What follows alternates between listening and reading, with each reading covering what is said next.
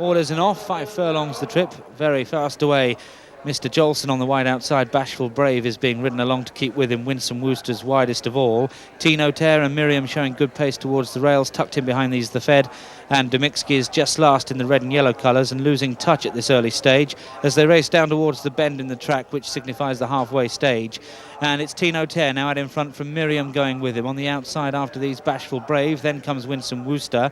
Mr. Jolson's lost his place quite badly. He's been passed now on the inside by the Fed, and Demixki is still last but trying to make ground up the inside rails. They turn for home then, racing down towards the final furlong and a half, and it's Miriam who loves it so much here, 2 lengths clear from Tino Tear. Mr. Jolson's now getting going once again on the outside and looks the main danger. After these, the Fed and Demixki, but Mr. Jolson hanging a bit over towards the track now comes through to throw down the chase to Miriam. After these, Demixki coming through between horses with a big challenge. It's Mr. Jolson just with 25 yards to go. Mr. Jolson pulls out more, beats Demixki. Mr. Jolson the winner, Demixki second, Miriam third, the Fed fourth. Winsome Wooster was fifth. Sixth place went to Tino Tear, and seventh and a long way last was Bashful Brave.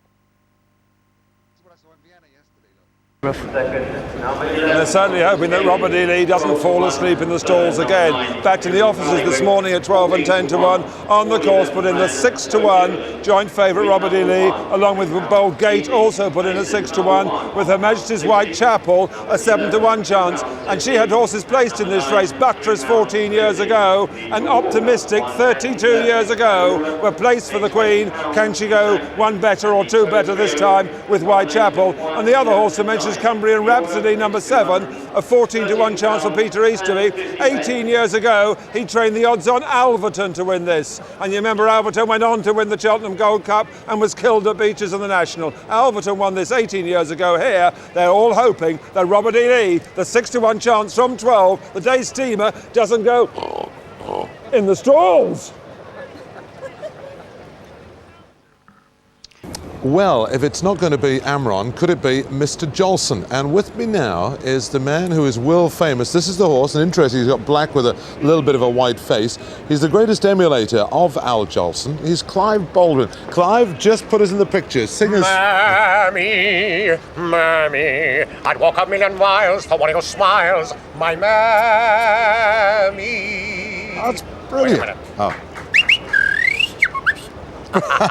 Now you do this all over the world? All over the world. Just came back from Australia, and I'm here right now to do a show in the Dial House in Sheffield on the 21st. You sound exactly like him. Now, is this put on? Is this your normal voice? No, it's not put on. I was born with a voice like this, and I'll always have that voice.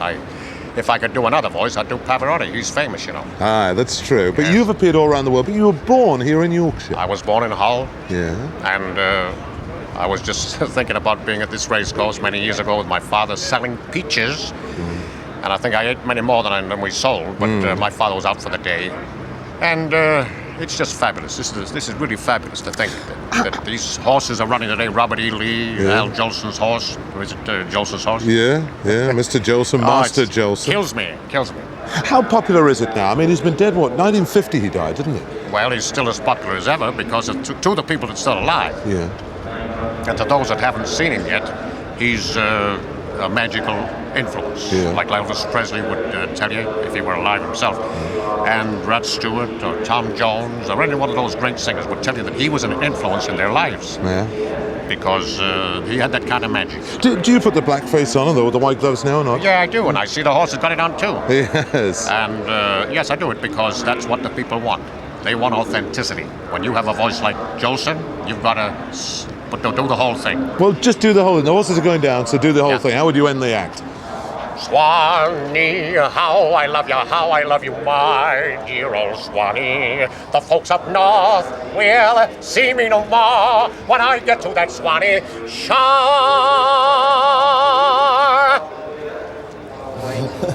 There are glasses up in the grandstand there, shaking all over.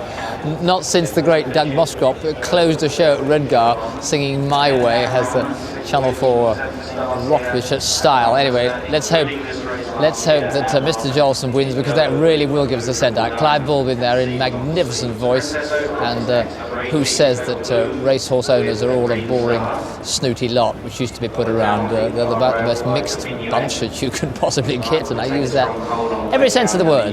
Now a mixed bunch of talents, and a huge lot of them, 22 runners. One that could be useful, 16 to 1 chance, Water Swinburne. From 8, Diminuet, 25 to 1, Gary Hyde.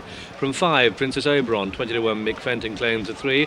From 11, Barossa Valley Blinkered, 14 to 1, John Reed. From 4, Mr. Jolson, 12 to 1 with Kevin Darley.